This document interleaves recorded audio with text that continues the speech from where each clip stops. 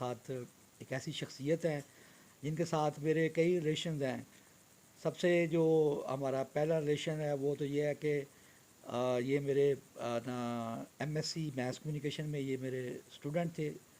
और फिर उससे आगे बढ़कर ये मेरे लिए फ़ख्र की बात है कि ये फिर एमफिल में मेरे साथ मेरे क्लास फेलो थे। और जैसे कहते हैं कि एक उस्ताद को अगर देखना हो कि वो किस तरह का है तो उसके शागिर्दों को चेक करेंगे वो क्या कर रहे हैं। तो फिर उन्होंने माशाल्लाह से यूसीपी से जरा वो पीएचडी की। तो मेरी मुराद है जनाब डॉक्टर राना फैज़ुल्लाह साहब। अस्सलाम वालेकुम राना साहब। वालेकुम अस्सलाम सर। अच्छा राना साहब ये फरमाइए कि जो है ना वो मेरे लिए बड़ी खुशी की बात है आप आज हमारे स्टूडियोज़ में आए हैं और हम आपसे बात कर रहे हैं। तो थोड़ा सा तो अपने तालीमी जो आपका पस मंज़र है उसके हवाले से बताइएगा, और स्पेशली ये बताइए कि जो आपकी पीएचडी है ये किस सब्जेक्ट में थी और किस तरह से ये सफ़र जो है ना वो आपने तय किया। Thank you very much sir. मैं आपका बड़ा शुक्रगुजार हूँ इसलिए कि आपने मुझे ये मौका दिया बात करने का।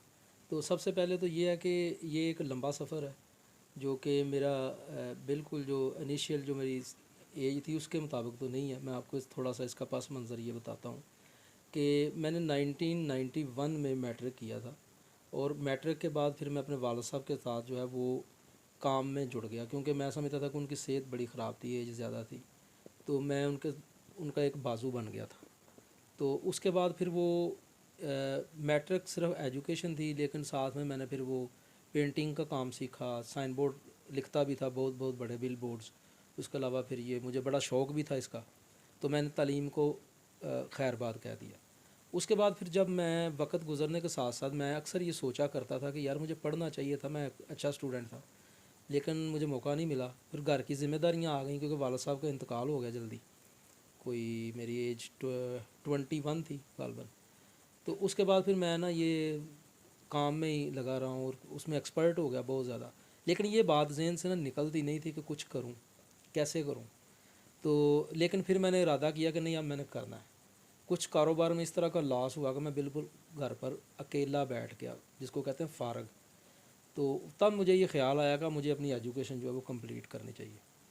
तो 2007 में मैंने ख़ुद अपने आप को पढ़ाया, ख़ुद, यानी बग़ैर किसी असिस्टेंस के टीचर को हायर करूं या किसी के पास जाकर ट्यूशन लूं।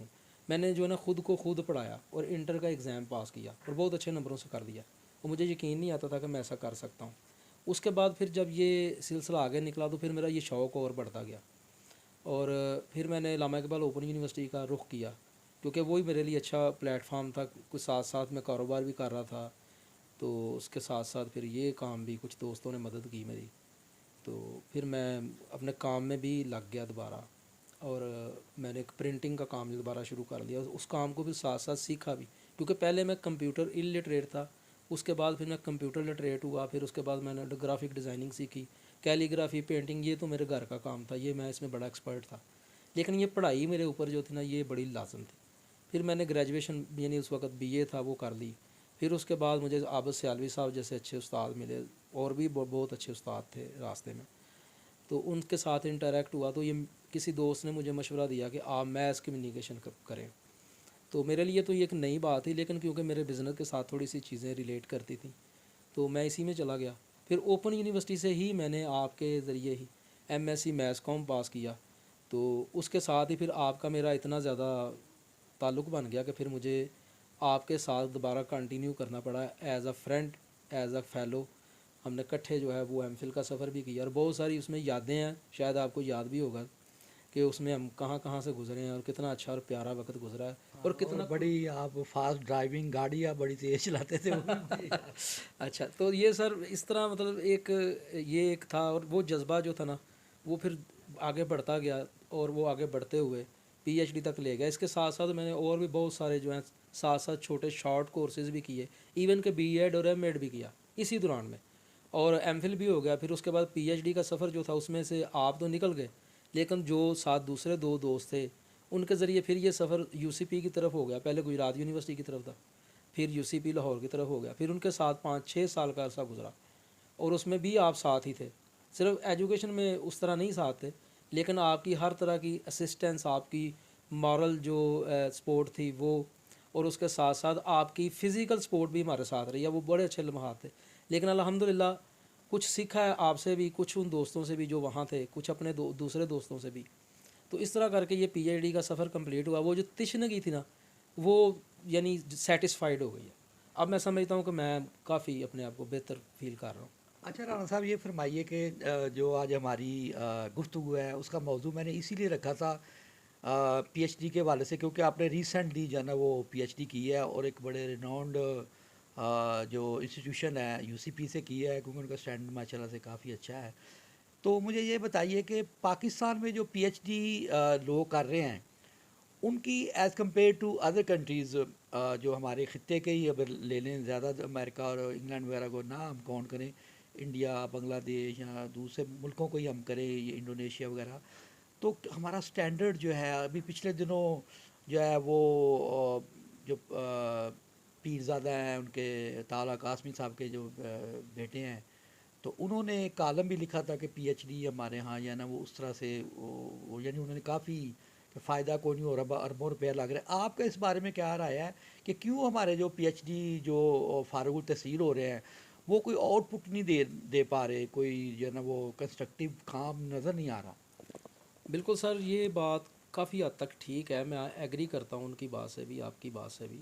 लेकिन इसमें कुछ रीज़न्स हैं जिसकी वजह से ऐसा हो रहा है। एक तो ये है कि पीएचडी पहले पाकिस्तान में नहीं होती थी, हमेशा बाहर से ही लोग करके आते थे। तो एक तो ये कॉन्सेप्ट थोड़ा सा न्यू है, और दूसरी बात यह है कि जब कोई भी काम नया शुरू करते हैं तो उसमें आप उतनी परफेक्शन हासिल नहीं कर सकते जो कि आनी चाहिए। तो एक तो ये इसकी रीज़न है। दूसरी बात ये है कि हमारे बहुत सारे दोस्त जो हैं वो सिर्फ पीएचडी करना चाहते हैं, उनको पता नहीं कि पीएचडी के बाद आपने आपके ऊपर क्या ज़िम्मेदारियां आयद होती हैं। यानी पीएचडी करने के बाद आपको ज़्यादातर रिसर्च ओरिएंटेड होना चाहिए, और अगर आपकी कुछ डेफिशिएंसीज़ हैं ड्यूरिंग योर स्टडी, क्योंकि वो तो एक टारगेट होता है ना, आप हासिल कर लेते हैं, लेकिन उसके बाद सारी ज़िंदगी आपके पास पड़ी है। तो उन सारे टारगेट्स को, उस टारगेट को स्पेशली यानी मेंटेन रखने के लिए, ठीक है, अपनी पीएचडी को, तो आपको फिर सीखना चाहिए। यानी पीएचडी तो आपने कर ली, अब आप इतने ज़्यादा इसमें मतलब एक्सपर्ट तो नहीं है, लेकिन आप एक्सपर्ट ख़ुद को कर सकते हैं, जैसे भी करें। और अगर आप कंपैरेटिवली देखें तो डेफिनेटली जो इंडियंस हैं वो हमसे बहुत आगे हैं। उसकी जो कोर इशू है ना, उसके पीछे जो ये आप कह लें कि उसकी रीज़न क्या है, तो उसकी बुनियादी रीज़न ये है कि इंडियंस जो हैं स्पेशली, उन्होंने यूनिवर्सिटी को बहुत सालों पहले उन्होंने यूनिवर्सिटियाँ बना ली थी, ठीक है। जैसे सर सैयद ने भी कोशिश की, उनसे पहले भी जो नेहरू यूनिवर्सिटी थी या दिल्ली की यूनिवर्सिटी थी या बॉम्बे में यूनिवर्सिटी थी जो अंग्रेज़ों ने कायम की थी, तो वो अपने बच्चों को पढ़ाते थे, जबकि हमारे लोग जो इस तालीम को बेहतर नहीं समझते थे। तो ये एक ऐसी चीज़ थी जो तब से जनरेट हुई है, लेकिन अब लोगों में आगे शऊर आना शुरू हुआ है, यानी 100-150 साल बाद। तो अब देखें ये सफ़र आहिस्ता आहिस्ता कंप्लीट होगा ना, इतनी जल्दी नहीं। तीसरी बात आप कह लें, दूसरी तीसरी या जितनी, एक और पॉइंट इसमें ऐड कर लें, वो ये है कि हमारे लोग जो हैं उनका बिल्कुल इस तरफ रुझान नहीं है। जो लोग पीएचडी कर जाते हैं उसके बाद वो समझते हैं कि अब उन्होंने ये चीज़ फॉर एवर हासिल कर लिया, जबकि रिसर्चेज बताती हैं कि जो एक दफ़ा आप पीएचडी कर लेते हैं ना, उसकी ज़्यादा से ज़्यादा एज सिर्फ 5 साल है। अगर 5 साल के अंदर आप कुछ काम रिसर्च का नहीं करते तो डेफिनेटली वो पीएचडी को आप जस्टिफाई नहीं कर सकते। वो सिर्फ एक टारगेट था फॉर द टाइम बीइंग, जो आपने अचीव कर लिया। अब आपके पास क्या है? तो इसके लिए ज़रूरी है कि आप ज़्यादा रिसर्च करें, और जो लोग बाहर जा रहे हैं, एचईसी उनको भेज रही है, फंडिंग कर रही है, उनकी भी स्क्रूटनी होनी चाहिए, स्पेशली उन लोगों की जो कि शॉर्ट पीरियड के लिए जाते हैं, 6 माह के लिए 20-25-30 लाख की ग्रांट मंजूर करवा ली, उसके बाद वो वहाँ पर जाते हैं, एक सर्टिफिकेट ले आते हैं, और बुनियादी तौर पर अगर आप उनसे टेस्ट लें, उनको कि उनकी कोई चीज़ चेक करें, तो उनके पास कुछ भी नहीं है, वो सिर्फ जस्ट इंजॉय करने के लिए जाते हैं। तो मजमूई तौर पर हमारा एजुकेशन के अंदर भी जो रुझान है वो इस तरह का हो चुका है कि हमने सिर्फ चीट करना है, सिर्फ इंजॉय करना है और इन वसाइल को ज़ाया करना है। और अगर इन्हीं वसाइल को आप यहाँ पर फैकल्टी को बेहतर करने के लिए लगा दें, तो मेरे ख्याल में अगले 5 से 10 साल में हमारे यहाँ भी अच्छे स्कॉलर जो हैं वो बन सकते हैं, जनरेट हो सकते हैं। और एक पॉइंट और है, वो ये है कि हमारे जो रिसर्चेज़ हैं वो बिल्कुल थर्ड क्लास कैटेगरी में पब्लिश हो रही हैं, जो कि बहुत बड़ा सेटबैक है, मैं इसको तस्लीम नहीं करता, ठीक है। कम अज़ कम आपकी जो एक स्टैंडर्ड है ना, अगर तो वो इतना ज़्यादा नहीं है, तो कम अज़ कम उनसे सिर्फ एक नंबर ही नीचे रख लें जो बाहर का है। कुछ इस तरह की डेवलपमेंट कर लें, कुछ इस तरह के आप। और एक चीज़ इसमें और ऐड कर दूं कि वो जो जिन लोगों के पास पब्लिकेशन के लाइसेंसेस हैं या जिनके पास अथॉरिटी है, पेपर्स वालों के पास जो पेपर्स पब्लिश करते हैं, तो वो बहुत ज़्यादा पैसे लेकर तो इसको पब्लिश कर देते हैं। अब मेरे पास बहुत सारे पेपर ऐसे आए हैं जो मैंने खुद रिव्यू किए हैं, और मुझे बड़ा गुस्सा भी आया, बड़ी शर्मिंदगी भी हुई है कि उनको लिखना भी नहीं आता, यानी राइट अप भी करना नहीं आता अपनी रिपोर्ट के अंदर। तो उसके लिए सर ये है कि रिसर्च एक ऐसी चीज़ है जिसको आप मुकद्दस समझ लें, उसके ज़रिए आप अपनी पॉलिसीज़ बनाएं, आप बच्चों को ये बताएं कि हमें किस शोबे में किन लोगों किस चीज़ की ज़रूरत है, उसके ऊपर आप अच्छी रिसर्च जो है वो कंडक्ट खुद करवाएं। ठीक है, उसके लिए आप जो है अच्छे जर्नल प्रोवाइड करें जो पैसे ना लेते हों, बल्कि जो स्टैंडर्ड मेंटेन करते हो, बेशक HEC उनको फंडिंग करे। अच्छा राणा साहब, ये बड़ा मज़ेदार आपने बातें की, और एक जो पॉइंट है मैं उस पर मज़ीद मैं आपकी राय जानना चाहूँगा। वो ये है कि आपने कहा है कि एक तो हमने नथी कर दिया इसको सिर्फ एकेडमिया के साथ कि रिसर्च सिर्फ वही कर सकते हैं, ठीक है। लेकिन फ़ॉरेन में हमने देखा कि इस तरह से कोई कंसोर्शियम बना लेते हैं, कोई इस तरह से कोई होता है कोई बनाकर ना लोगों को, तो वो कहते हैं कि इस पर रिसर्च करें, तो एक आध बंदा लीड करता है, बाकी लोग जो होते हैं वो उतने वो नहीं होते, लेकिन उनको अपनी अपनी कोई एक्सपर्टी उनकी होती है। तो हमारे यहाँ कोई ऐसे मॉड्यूल या वो क्यों सामने नहीं आ रहे? उसके लिए हाँ, ये बड़ी अच्छा वैलिड बहुत ज़बरदस्त क्वेश्चन है आपका और अच्छा पॉइंट है। इसमें सर ये है कि ये जो वही बात मैं दोबारा फिर रिपीट करता हूँ कि जो फंडिंग हम फजूलियात पर लगा रहे हैं, अगर वही वाली फंडिंग हम किसी अच्छे रिसर्चर को हायर करें यूनिवर्सिटीज़ के अंदर, और वो अच्छी एक क्या इसको कहते हैं सेमिनार करवाएं, अच्छी वर्कशॉप्स अटेंड करें, ये या वो अच्छे प्रोजेक्ट लॉन्च करें, उससे ये होगा कि जो बच्चे असिस्ट कर रहे होंगे उनको पता चलेगा कि डाटा कोडिंग किसको कहते हैं, कोडिंग किस तरह करनी है, सिस्टमेटिक लिटरेचर को रिव्यू किस तरह किया जाता है, उसका जो इंट्रोडक्शन लिखा जाता है उसमें कौन से वेरिएबल्स का जो है इंट्रोड्यूस कराया जाता है, वहाँ पर और क्या चीज़ें पुट करनी चाहिए, और सबसे पहले जो आपके ऑब्जेक्टिव हैं उनको किस तरह ब्रिज करना चाहिए आपकी दूसरी रिसर्च के साथ, ताकि आपकी रिसर्च के अंदर उस रिपोर्ट के अंदर पूरा एक जो है ना वो क्या इसको कहते हैं कि रबत वो शो। ठीक है, उससे ये होता है कि जो पढ़ने वाला है वो बोर भी नहीं होता और उसको समझ आती है कि मैं क्या कहना चाह रहा हूँ। यहाँ पर हमारे पास जो है वो झूठा आप कह लें या जिसको फेक डाटा कह लें, वो डाटा जो है वो फ़र्ज़ी तौर पर वो पुट कर दिया जाता है और उसके ऊपर ही ज़्यादा एनालिसिस लगा दिए जाते हैं और फिर उसको रिसर्च पेपर की शक्ल में लिख दिया जाता है। ये वाली चीज़ तो हमारे ऊपर जो है वो होनी चाहिए अपनी तरफ से ही, यानी हमें ये काम जो है इसको जुर्म समझना चाहिए, जिस तरह हम कहते हैं ना सेल्फ सेंसर जैसे हाँ कहते हैं। बिल्कुल। तो ये हमें अपने ऊपर ये ड्यूटीज़ या ये चीज़ें हमें अपने ऊपर खुद आयद करना पड़ेंगी। ठीक है, दूसरी बात यह है कि जिस तरह हमारे सहाफ़ी कम पढ़े लिखे होते हैं या वो झूठी रिपोर्टिंग करते हैं, ये चीज़ें भी हमारी रिसर्च के अंदर भी या एजुकेशन के अंदर भी इसी तरह रिफ्लेक्ट हो रही हैं बदकिस्मती से। तो इस ये मजमूई तौर पर ऐसा चल रहा है, लेकिन हम बच्चों को अच्छी रिसर्च सिखा के यानी उनको असल हकीकत में ट्रेनिंग करवा के तो इससे बाज रख सकते हैं, फिर उनको मज़ा भी आएगा और वो अच्छा काम भी करने के काबिल होंगे। अच्छा, जैसे ये देखें ना आप, ये आपने डाटा की बात किया, फेक डाटा, तो जो रिसर्च का हमने पढ़ा है तो वो तो ये है कि research can not be conducted without going to the real places and meet the real people. ठीक है, तो अब लोग ना रियल प्लेसेस पर जाते हैं ना रियल पीपल को मिलते हैं, और वो अपनी तरफ से ही दो बातें इधर की दो बातें उधर की, तो इसको रोकथाम कैसे हो सकती है? सर वही बात ना, अपने ऊपर खुद पाबंदी आयद करें, और तो कोई तरीका नहीं है ना। कौमें इस तरह बनती हैं, लेकिन अगर हमने कौम नहीं बनना तो फिर ठीक है, फिर इंडिया भी हमसे आ गया है, श्रीलंका भी हमसे आ गया, बांग्लादेश भी हमसे आ गया, इवन अफ़गानिस्तान भी हमसे आ गया।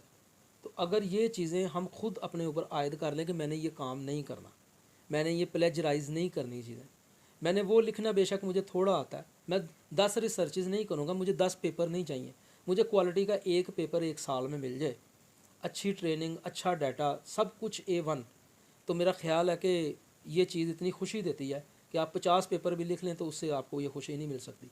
जो अच्छा साइंटिस्ट है, जो अच्छा रिसर्चर है, उसके लिए ये बात बड़ी काबिल फ़ख्र है, और यही उसका फ़ख्र है कि वो अच्छी और बिल्कुल जेन्युइन रिसर्च जो है वो कंडक्ट करे।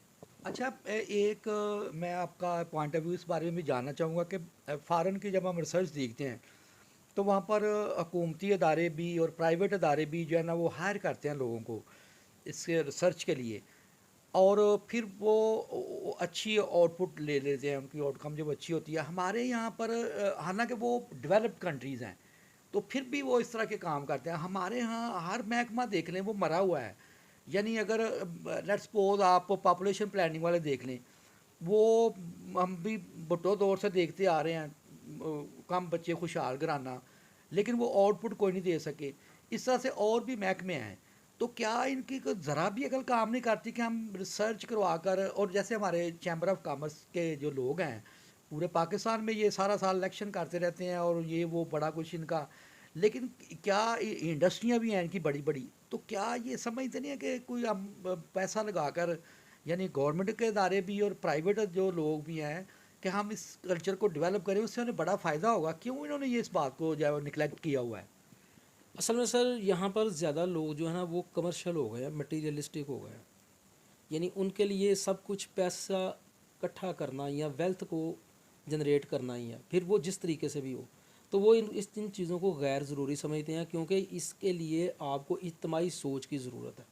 लेकिन यहाँ पर क्योंकि हम इंडिविजुअल थिंकिंग के साथ चलते हैं, तो इस वजह से वो इस तरफ ज़्यादा तवज्जो नहीं करते, वो इसको अपनी दौलत का, पैसे का ज़िया समझते हैं। तो बुनियादी तौर पर ये एक ऐसा एहसास है जो जब तक ये नहीं होगा तब तक हमें ये सफ़र करना पड़ेगा। फिर वो लोग जो कि अच्छा काम करने वाले हैं वो पाकिस्तान से निकल रहे हैं, वो कहते हैं कि मैंने यहाँ से चले जाना, यहाँ पर कोई सर्व करने को, क्योंकि उनकी जो मेहनत है उसका माँ हसल उनको नहीं मिलता, तो वो फिर ये सोचते हैं कि हमें कहीं और चले जाना, जो ऐसा हो भी रहा है। जैसे हम कहते हैं ब्रेन ड्रेन। ब्रेन ड्रेन तो वो खुद भी कर लेते हैं। अच्छा, ये तो बात मुझे आपकी समझ आई है। दूसरा मैं ये कहता हूँ कि हुकूमती जो अदारे हैं उनके पास तो बड़े ज़्यादा फंड्स भी होते हैं, और फिर उनकी कारकर्दगी पर हर वक्त ही सर्चिंग क्वेश्चन जो रहते हैं। ठीक है, मसलन चलें ये लेजिस्लेटिव हमारी असम्बलीज़ हैं, इनका क्या किरदार है? तो क्या कभी इन्होंने भी नहीं सोचा, या गवर्नमेंट के इदारों ने भी सोचा कि यार हम अगर नहीं कुछ हासिल कर पा रहे, वो तो ये इनको इस तरफ आना नहीं चाहिए कि वो रिसर्च करवाएंगे क्यों नहीं हो रहा, ये जो है ना बेहतरी क्यों नहीं आ रही? बिल्कुल होना चाहिए, बल्कि ये एक पूरा शोबा होना चाहिए रिसर्च का ना, जो कि हुकूमत के अंडर काम करे। जिस तरह बहुत सारी वजारतें हैं, इसी तरह की एक वजारत जो है वो HEC के अंडर रख लें। उनको कहें कि आप अच्छे स्कॉलर्स जो हैं वो प्रोड्यूस करें, उनको बुलाएं, इनवाइट करें, उनको अच्छे मुआवजे दें, उनको कहें कि आप इन इन शोबों में हमें अच्छी रिसर्चेज करके दिखाएं, और हमें बताएं कि जो यहाँ पर जो डेफिशिएंसीज आ रही हैं हमारे, जो मतलब वो सारी उनको रिकवर करें, उनके अगेंस्ट वो सारा एक लाहे अमल बनाएं। उसके साथ साथ उनके लिए कोई अच्छी पॉलिसीज़ जो हैं वो इस्टेब्लिश करें, ताकि ये जो सदियों से मैं कहूँगा हम ये जो सफ़र कर रहे हैं, हमारी कौम कर रही है, इससे हम निकल सकें। क्योंकि साइंटिफिक रिसर्च ही एक ऐसा इल्म है जो आपको आगाह करती है, जो आपको आगे बढ़ने में मदद देती है। तो ये बहुत ज़रूरी है, और ये मेरे ख़्याल में ये हुकूमत को इस पर सीरियस सोचना चाहिए। स्पेशली HEC के अंडर ये काम होना चाहिए कि तमाम जितने भी हमारे इंफ्रास्ट्रक्चर हैं, जितने भी हमारे ऑर्गेनाइजेशंस हैं जो गवर्नमेंट के अंडर काम करती हैं, उनके अंदर ऐसे विंग्स होने चाहिए जो अपनी हर साल की रिसर्च रिपोर्ट्स जो है वो हुकूमत तक पहुँचाएँ, और उस पर डिस्कशन होनी चाहिए पॉलिसीज़ के लिए। अच्छा, मैं ना मतलब पॉपुलेशन प्लानिंग वाला ही, क्योंकि मैंने पिछले दिनों एक फंक्शन अटेंड किया है, और मैं 35 साल से हूँ जो है ना वो जर्नलिज्म में भी, और तो मैं देखता हूँ कि हर साल वही बातें हो रही होती हैं कि जी हमने ये किया तो फिर भी आबादी जाए, और फिर वो अलार्मिंग सिचुएशन बताकर हमें डरा देते हैं। वो जैसे हसन सार साहब ने कहा था कि हम एटम बम से नहीं, हम आबादी के बम से मरेंगे। ठीक है, लेकिन ये कह तो देते हैं, ये एक रूटीन का हर साल उन्होंने 2-3 सेमिनार करवाने होते हैं, तो और उनमें वही बातें वो करनी होती हैं, और लेकिन वो जो काम है असल स्पिरिट के साथ जो काम करना है, तो वो ये महकमे नहीं कर रहे। क्या ये क्रिमिनल जेस्चर नहीं हो जाता? असल में सर ये क्रिमिनल आप इसको कह लें, लेकिन मैं ये समझता हूँ कि ये जो फंडिंग आती है ना, स्पेशली इस सेंस में, वो सारी फॉरेन फंडिंग होती है। क्योंकि मैंने भी खुद ये कुछ एडवर्टीज़मेंट कैंपेन्स की हुई हैं बहुत साल पहले। तो वैसे मुझे याद आया, मैंने ये इस पर कुछ लेक्चर भी पढ़ाए हुए हैं पॉपुलेशन एजुकेशन पर ना, ओपन यूनिवर्सिटी में। तो वहाँ पर उन्होंने बड़ी ज़बरदस्त पॉलिसीज़ और बड़ी ज़बरदस्त रिसर्चेज थी उनकी, जो कि मैंने पढ़ी थी। तो बात सिर्फ सर इतनी सी, अब उस फंडिंग को आप कह लें कि ठिकाने लगाने के लिए कुछ इस तरह के सेमिनार, वही घिसी पिटी बातें और वही बातें करके तो जान छुड़ा ली जाती है। लेकिन बुनियादी तौर पर अगर आप अक़वाम मुत्तहिदा के जो चार्टर है उसके ऊपर जाके अगर ये चीज़ों को सारी सबको स्टडी करें ना, तो इतनी क्लैरिटी के साथ हैं, अगर अगर वो हम इम्प्लीमेंट कर देना तो काफ़ी हद तक इस पर जो है ना वो अमल दरामद करने के बाद काफ़ी हद तक इसका आउटपुट आपको मिल सकता है। लेकिन अभी जो मैं देखता हूँ ना, तो ये ऐसी मुजरमाना कार्रवाई आप इसको कह लें या इसके अंदर ये इस तरह का फेल है कि वो फंड्स ठिकाने लगाने के लिए, क्योंकि मेरे ख्याल पता नहीं उनका ऑडिट करते हैं या क्या भी जो भी करते हैं, लेकिन इनकी यूटिलिटी वैसी नहीं है जैसी कि होनी चाहिए थी। तो बिल्कुल डेफिनेटली अगर आप चाहते हैं कि पॉपुलेशन को कंट्रोल किया जाए, और करना भी चाहिए, तो आपको सबसे पहले लोगों को ये इस पैसे को अच्छे तरीके से इस तरह यूटिलाइज़ करना पड़ेगा कि आप लोगों को पहले तो अवेयर करें, उसके बाद गवर्नमेंट लेवल पर उनके ऊपर कुछ इस तरह के बेनिफिट्स लगा दें जिसके ज़रिए वो बच्चों को कंट्रोल करें ताकि आने वाली नस्लों को कुछ नसीब हो जाए। अदरवाइज़ तो ये जितनी ज़्यादा तेज़ी से पॉपुलेशन बढ़ रही है, इसको अगर कंट्रोल ना किया गया तो मेरा ख्याल है हमें कोई जंग लड़ने की ज़रूरत नहीं है किसी के साथ भी। ये हमारे अंदर ही एक ऐसी जंग है जो कि हमें अगले कुछ सालों में जिस तरह के ज़लज़ले या जिस तरह की ये क्लाइमेट चेंज आ रहा है तो ये हमें ख़त्म कर देगी। दूसरे नंबर पर हमारे जो है वो ख़ुराक का बहुत ज़्यादा बहरान आ रहा है, तो ये फूड क्राइसिस चल रहा है, हमारी जो क्रॉप्स हैं सारी वो तबाह हो गई हैं और मज़ीद आगे भी ऐसे ही चल रहा है, नज़र आ रहा है उनकी बहुत ज़्यादा। और फिर हमारे ऊपर ये जो यूएस की पाबंदियाँ हैं ये भी बहुत ज़्यादा असरअंदाज हो रही हैं कि हम वहाँ से कुछ नहीं ले सकते, वहाँ से नहीं ले सकते। तो हमें सर्वाइव करने के लिए इस रिगार्ड में कुछ रिसर्च, कुछ लोगों को हमें ऑन द क्या कहते हैं लेना पड़ेगा। तो ये चीज़ें जो ना ये हमें करना पड़ेंगी, अदरवाइज़ आप जो भी कर लें तो इसका कोई फ़ायदा नहीं है, सिर्फ ज़बानी जमा खर्च है, इससे ज़्यादा कुछ भी नहीं जो मैं समझता हूँ। अच्छा राना साहब, मेरा आखिरी सवाल जो है ना आपसे ये है कि अगर मैं आपको कहूँ कि ये से सारी सिचुएशन जो है इसमें बेहतरी कैसे आ सकती है, तो वो ज़रा बताइए कि जाना हुकूमती अदारों के लिए, आम ले पर्सन के लिए भी जाना, या जो अदारे इस तरह से काम कर रहे हैं तो बेहतरी नहीं आ रही, तो आप क्या समझते हैं किस तरह से बेहतरी आ सकती है? सर असल में तो जब किसी मुल्की लेवल पर बात करते हैं ना, तो देखें जो लीडर होते हैं ना उनका किरदार हमेशा लीडर का होना चाहिए, यानी लीडर को लीडर होना चाहिए और वही कौम की तरबियत करता है, ठीक है। और अगर आपके लीडर आपकी तरबियत नहीं ना कर रहे तो वो आपके लीडर नहीं है, वो सेल्फिश हैं, खुद परस्त हैं। तो ऐसा ही कुछ पाकिस्तान के साथ भी है। अगर तो वो लोग पाकिस्तान को लीड कर रहे हैं तो उनको चाहिए कि इनको इनकी तरबियत करें, इनको समझाएं, और अगर वो समझाएंगे तो हर महकमे में थोड़ी थोड़ी बेहतरी आनी शुरू हो जाएगी। और देखें आप चाइना को देखें, उनके पास कुछ ज़्यादा लोग नहीं थे, एक लीडर था, उन्होंने उनकी बात मान ली और एक कौम बन गए। इसी तरह दुनिया में जितने भी लोग आए हैं उन्होंने कौमों को इसी तरह बनाया, इसी तरह फॉर्म में वो लेके आए हैं। तो हम क्यों नहीं आ सकते? ठीक है, हमारे अंदर बहुत सारे इख्तलाफात हैं, सियासी हैं, मजहबी हैं, सब कुछ है, लेकिन इन सब को पसे पुश्त डालकर क्या हम अपने मफादात के लिए, एक कौम के मफादात के लिए क्या हम इकट्ठे नहीं हो सकते? डेफिनेटली हो सकते हैं। और ये काम सब लीडर्स को मिलकर करना चाहिए कि ये बात गलत है, ये नहीं करनी है आपने, ठीक है। कानून नहीं तोड़ना आपने प्रिंसिपली अपने मूवमेंट को रखना है, ठीक है। और बाकी आप इख्तलाफात करें, पढ़े लिखे लोगों की तरह करें, सिविलाइज्ड लोग जो हैं उनकी तरह आप इख्तलाफात करें। Let's agree to disagree. Agree. बहुत शुक्रिया राना Thank you, साहब, sir. आपका आपने हमें टाइम दिया। Thank you sir. तो नाज़रीन, ये थे राना फैज़ुल्लाह साहब, जिनसे आज बड़ी पुरमग़ज़ बातें हुई रिसर्च के हवाले से, और डॉक्टर राना फैज़ुल्लाह साहब जो है ना इनके साथ इंटरेक्शन हमारी अगले प्रोग्रामों में भी रहेगी। तो अब तक के लिए इतना ही, इजाज़त दीजिए, अल्लाह हाफ़िज़।